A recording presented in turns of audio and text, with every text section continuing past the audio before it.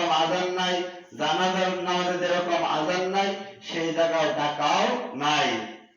সেহরির সময় আযান রাসূলের হাদিসের মধ্যে প্রমাণিত, সহিহ বুখারীর 620 নম্বর হাদিস, ইন্না বিলালান ইউআযজি বিল লাইলি ফাকুলু ওয়াশরাবু হাত্তা তাসমাউ আযানা ইবনে উম্মে মাকতুম।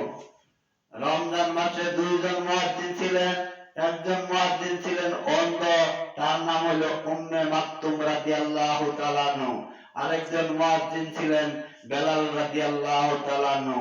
এই হাদিসের মধ্যে দুইজন সাহাবীর নাম আসছে।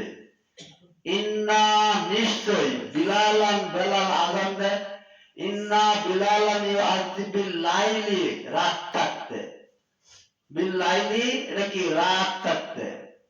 ইন্না নিশ্চয় বিলালান ইউআযজি বিল লাইলি ফাকুলু, খেতে থাকো, ওয়াশরাবু হাত্তা তাসমাউ, বেলাল আযান দিলে তোমরা খেতে থাকো, খাওয়ার কথাই বলেন, কুলু ওয়াশরাবু, খাও পান করো, অপচয় করিও না। ওয়ালা তুবাজ্জির তাবযীরা, ইন্নাল মুবাযযিরিনা কানু ইখওয়ানাশ শায়াতীন। আপনি খাইবেন, খাওয়াটাও আল্লাহ কোরআনে জানায় দিয়েছেন, অপচয় করবেন না। খান, খাওয়ার পরে আবার সেহরি খাওয়ার পরেও আবার আরেকটা দেয় টান। যারা টান দিল তাদের সেহরি, তাদের সালাত, তাদের ইবাদত আল্লাহর নিকট কতটুকু গ্রহণযোগ্য হয় তারা নিজেরাও জানে, আপনারাও জানেন। জানা থাকলে উত্তর দিবেন। হাদিসের কথা, কোন খাবার খাইলে 40 দিন ইবাদত বন্দেগী হয় না? এই যে আপনারা বলবেন, এটা আপনারা সত্য বলছেন না মিথ্যা বলছেন, এটাও যাচাই করবেন। আপনি সাহাবীদেরকে যখন কাফেররা আটকায়া বান্ধা রাখতো, মারধর করতো, তখন তাদেরকে হারাম খাবার দিত, রাসূলকে গালি দেওয়ার জন্য নির্দেশ করত। যখন গালি দিত তখন ছাইড়া দিত। আয়েশা আল্লাহ রাসূলকে বলতো, ইয়া রাসূলুল্লাহ, আমাদের উপর এমন অত্যাচার করছে। তারপরে বলছে, তুমি যদি রাসূলকে গালি দাও তাহলে তোমাকে ছেড়ে দেওয়া হবে। তখন রাসূল এই কথা শোনার পর বলছে, যখন কাফেররা তোমাদেরকে অত্যাচার করলো, গালি দেওয়ার জন্য বললো, যখন তুমি আমাকে গালি দিলা তখন তোমার অন্তরের অবস্থা কি ছিল? তখন ওই সাহাবী বলল, আমার অন্তরে বিন্দু মাত্র আপনি যে আল্লাহর নবী সন্দেহ ছিল না। আমার অন্তরে আপনি যে আল্লাহর নবী এটাই বিশ্বাস আছে, আপনি যে আল্লাহর রাসূল এটাই বিশ্বাস আছে, এর মধ্যে বিন্দু মাত্র সন্দেহ আছে না। কিন্তু কাফেরের অত্যাচার গুলো আবার না পায়া কাফেরেরা বলছে তোর নবীকে গালি দে। আরেকজনকে বলছে, তুমি যদি রাসূলের মুখে থুতু মারতে পারো তাহলে আমরা বিশ্বাস করব, আর তাহলে বিশ্বাস করব না। অথচ সে রাসূলের মুখে থুতু মারার জন্য গেছে। তাহলে দেখেন তারা কিরকম অত্যাচার করছে, আমাদের উপর এরকম অত্যাচার নাই। তাহলে এই অবস্থা থাকলেও আপনার যদি অন্তর দেখেন, আল্লাহ সহিহ বুখারীর 52 নম্বর হাদিস, আলা ইন্না ফিল জান্নাতিল মুদগা ইযা সালুহাত সালুহাল জাসাদ কুল্লু ওয়া ইযা ফাসাদাত ফাসাদাল জাসাদ কুল্লু আলা ওয়া হিয়াল কাব।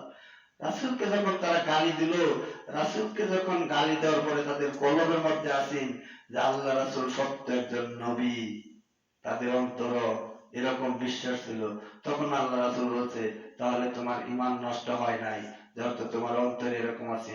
চাঁদ সৃষ্টি করার পর হারাম খাবার দিয়েছে, কয়েকদিন না খাবার দেওয়ার পর, অনাহারে থাকার পর শুয়োরের গোশত খালেও 40 দিন ইবাদত নষ্ট হয় না। কিন্তু তিনাতুল রাখাল তাদেরকে খাওয়ায় যারা নিশা দ্রব্য পান করে, যারা মদ খায়, যারা নিশা পান করে, তাদেরকে রাসূল বললেন তিনাতুল রাখাল খাওয়াবে। তা আপনারাও শুনছেন যে ধূমপান করলে, নিশা করলে তাদের সালাত হয় না 40 দিন। এরপরে রমজান মাস, আপনি যদি একটু চিন্তা করেন, আল্লাহ জান্নাতের যদি আশা করেন, ইচ্ছা করলে আপনি ছাড়তে পারেন। আমার মতোই মানুষ অনেক ছাড়ছে, আপনি কেন পারবেন না? আপনি নিয়ত করেন যে আমি খাবো না। আপনার সামনে আপনি দেখছেন অনেক মানুষ বিড়ি সিগারেট খাওয়ার পর ছাড়ছে, তাহলে আপনিও ইচ্ছা করলে ছাড়তে পারবেন। আর ছাড়লে আপনার রোগ জীবাণু থেকে রেহাই পাইবেন, ছাড়লে আপনার ভাত খেতে মজা পাইবেন। যারা বেশি বেশি পাতা জর্দা পান খায়, এটা আমার জানা আছে, আমিও এক সময় খাইতাম। পেট ভর্তি ভাত খাওয়ার পর শুইলে ঘুমাইতো না যতক্ষণ পর্যন্ত বিড়ি সিগারেট না খাইতাম।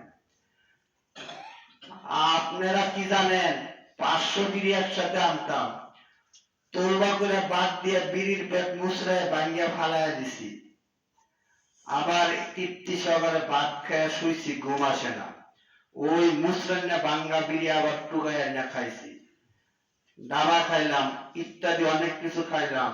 আল্লাহকে ভয় করিয়া সবকিছু ছাড়লাম। যে ব্যক্তি আল্লাহকে ভয় করিয়া সামান্য একটা অন্যায় কাজ ছাড়ে, আল্লাহ এত খুশি হয়, ওই ব্যক্তিকে আল্লাহ তাআলা মাফ করিয়া দেয়, বলে সুবহানাল্লাহ। আমরা এক সময় হানাফি ছিলাম, হানাফি অবস্থায় জমি বন্ধক রাখতাম। এটা তারা, ওই যে বলছি কোরআনে বলছে ইন্নাহু কানা যালুমান জাহুলা, তারা হলো জালেম, তারা আলেম নয়। তারা কিছু সাজাইলো, কি সাজাইলো, যে জমি বন্ধক রাখার পর যদি ওই জমির খাজনা সরকারি বাবদ যে বন্ধক নেয় সে যদি দেয়া দেয়, 500-1000 টাকা যদি কম নেয়, তাহলে তার এটা সুদ হয় না। এটা বিলকুল বানোয়াট কথা, এটা রাসূলের থেকে আসে নাই, এটা একদল আলেমে বানাইছে। তারা বড় মাপের আলেম, তারা বানাইছে। কিন্তু ওই সময় আমি এতটুকু জানতাম না, তাদের কথা মতো জমি বন্ধক নেয়া আমি নিজে ওইরকম করতাম। এরপরে কারো জমি বন্ধক নেওয়ার পর 500-1000 টাকাও ঘুরাই দিতাম। আছেন কি আপনারা কেউ জমি বন্ধক নিয়ে ক্ষেত্রার 1000 টাকা ঘুরাই দিচ্ছেন? নকল হাদিসটা আপনারা মানেন নাই। অবিশ্বাস করলে আপনি জিজ্ঞেস করবেন, পাশে দিয়ে আমার এক ভাই মেম্বারের জমি বন্ধক রাখার পরে এই হাদিস শোনার পরে তার 1000 টাকা দিয়ে আসছি। অনেকের এরকম জমি নিছি, তারে 500-1000 করে টাকা দিয়ে আসছি। এখন দেখলাম এটাও জাল জয়ীফ হাদিস, এটাও চলতো না, এটাও আলেমদের সাজানো, এটাও বানানো কথা, এটাও চলবে না। এই জন্য সব জমি ছাড়াই দিছি। শেষ মুহূর্তে এতটুকু জমিন আছে, এটা ছাড়াইতে পারি না, খালি কাকুতি মিনতি করি, আল্লাহর কাছে কই, আল্লাহ এই জমিগুলো তো আমার টাকাটা দেয় না, কি করি? জমিটা খাইলে যে সুদ, এটা প্র্যাকটিক্যালি জানতে পারছি। আল্লাহ আপনি আমার একটু এটা থেকে বাঁচার তৌফিক দেন, নিয়তের উপর বরকত। ইনশাআল্লাহ এইবারে এই জমি ছাড়ানির লোকও পাইছি, ছাড়াই বলেছি। এই জন্য আপনাদের আজকে আমার মনে খুবই একটা তৃপ্তি, আমি কালকে ওই জমির টাকাটা দিতে পারছি। তারেও বলছি যে দেখো এটা কিন্তু সুদ হয়, এই জন্য আমি তোমার তৈর ক্ষেত দিয়ে দিলাম। শস্য করার পর তৈর ক্ষেত দিয়ে দিছি। শুধু একমাত্র আল্লাহকে বলছি, আল্লাহ যদি তোমার ভয়ে এই কাজটা করে থাকি, তাহলে তুমি আমাকে ক্ষমা করো। এটাই হলো তওবা, এটাই হলো অনুতপ্ত। আপনি মুখে মুখে তওবা করলেন, আবার জমিন বন্ধক রাখলেন, এই তওবা নয়। তওবা করতাম শিগুয়ায়ে পয়গম্বরি, অক্তে পীরে গর্গে জালেম মিশয়ে পরহেজগারি। তুমি পরহেজগারি দেখাও, অন্তরে অন্তরে তওবা করো না, মুখে মুখে তওবা করো। যেই বাইরে বললাম যে এটা সুদ, এইবার শোনার পরে জমিন কিভাবে বন্ধক নিল, তাহলে কি সে আল্লাহকে বিশ্বাস করলো? আল্লাহর কথা কি সে মানলো? কিছুই যার নাই তারও দিন যায়, যার একদম জায়গা জমি নাই, যার ঘরের বিড়া নাই, তারও জায়গা জমি যায় চলে।